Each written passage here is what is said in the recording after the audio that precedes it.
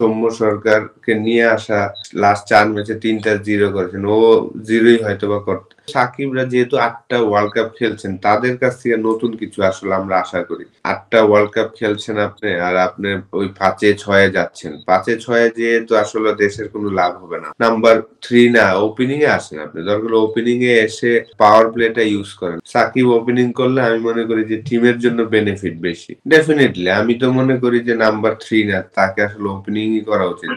সৌম্য সরকারকে নিয়ে আসা ওই 0 রান লাস্ট ৪ ম্যাচে ৩টা 0 করেছেন। ও 0 ই হয়তোবা আজকেও এরকমই হতে পারে। তো তার থেকে বেটার আমার মনে হয় যে সাকিব, আমরা তো অনেক মানুষকে আরকি নতুন, নতুন জায়গায় খেলানোর চেষ্টা করি। যেমন লাস্ট ম্যাচে আমরা দেখেছি যে রিশাদকে ৪ এ খেলানো হয়েছে।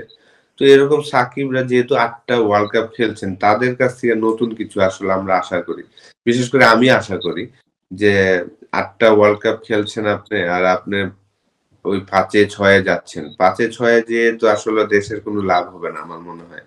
ওই টিমের কোনো বেনিফিট হবে না। আপনি নাম্বার ৩ না, ওপেনিং এ আসেন আপনি। দরকার হলে ওপেনিং এ এসে পাওয়ার প্লেটা ইউজ করেন। কারণ সে পাওয়ার প্লেতে কিন্তু চমৎকার ব্যাটিং করে থাকেন। আপনি বিপিএল দেখবেন, বিপিএল এ যখনই সে নাম্বার ৩ তে খেলেন, পাওয়ার প্লেতে খেলেন, অসাধারণ খেলে থাকেন। হাই স্ট্রাইক রেটে খেলেন। তো সাকিবের কাছ থেকে আমি ব্যক্তিগতভাবে ২০১১ থেকে কিন্তু, যখন আমি টিমে ছিলাম, আমি কিন্তু বলেছিলাম যে আসলে তোমার ব্যাটিং করা উচিত নাম্বার ৩ তে। ওয়ানডে ক্রিকেট, টি-টোয়েন্টি সব জায়গায়। কিন্তু কখনোই আসলে তারা নতুন বলে খেলতে চায় না। তারা চায় যে ৪ এ, ৫ এ, ৬ এ ওই জায়গাগুলাতে খেলতে। তো ওই সময় তো ৩ টা ৪ টা উইকেট পড়ে যাওয়ার পরে আপনি এসে রান করে তো আসলে টিমের অতটা বেনিফিট হয় না। টিমের বেনিফিটটা হবে যখন আপনি নতুন বলে এসে টিমকে কাউন্টার অ্যাটাক করবেন। যেহেতু সে সব শট খেলতে পারে, কাট খেলতে পারে, পুল খেলতে পারে, ড্রাইভ খেলতে পারে এবং সাহস আছে। অপোনেন্ট তাকে ভয় পায়। তো আপনি সবসময় উপরে না এসে যদি পরে খেলেন, টিমের কোনো বেনিফিট হয় না ওই জায়গাটায়। তো অবশ্যই আমি মনে করি আজকে যদি সাম অ্যা আপনার সৌম্যর জায়গায় বা তানজিম তামিমের জায়গায় সাকিব যদি আসে ওপেনিং এ, তখন কিন্তু আরো ভালো হয়। তাহলে আমরা জাকির আলী অনেককে হয়তোবা মিডল অর্ডারে নিয়ে আসতে পারি। আরকি লেট মিডল অর্ডারে।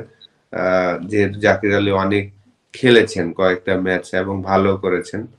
তাহলে আমাদের একটা অফ ফর্মের প্লেয়ারকে আনতে হয় না, যে সৌম্য সরকারকে তানজিম তামিমের জায়গায়। সাকিব ওপেনিং করলে আমি মনে করি যে টিমের জন্য বেনিফিট বেশি। এবং বোলিং ডেফিনিটলি এই ওয়ার্ল্ড কাপে দেখছি যে আসলে একটু ডিফারেন্ট। সাউথ আফ্রিকার ম্যাচে মাত্র ১ ওভার বল করেছেন, লাস্ট ম্যাচে বলই করেনি। অবশ্যই এটা তো নাম্বার 1 অলরাউন্ডার প্রায় ১৫-১৬ বছর ধরে ছিলেন। তো সেই জায়গায় সাকিবের লেফট হ্যান্ডি ব্যাটসম্যান বলে সে তাকে বল দিবে না, এটা তো আ চিন্তাই করা যায় না। এটা যদিও আমরা দেখেছি অতীতে অনেক ম্যাচে। অ্যা নাজমুল হাসান অপুকে আমরা অনেক ম্যাচে দেখেছি যে এশিয়া কাপের ফাইনালেই মনে হয় যে লেফট হ্যান্ডি ব্যাটসম্যান দেখে সাকিবই তখন ক্যাপ্টেন ছিলেন। তাকে ১ ওভারও বল করানো হয়নি। আরো কিছু, কিছু ম্যাচে আমরা এটা করেছি যে লেফট হ্যান্ডি ব্যাটসম্যান থাকলে লেফট আর্ম স্পিনার বল করে না। আ কিন্তু অবশ্যই যেহেতু সে বিশ্বের সেরা প্লেয়ার, রাইটি লেফটি বলে কোনো কথা নাই।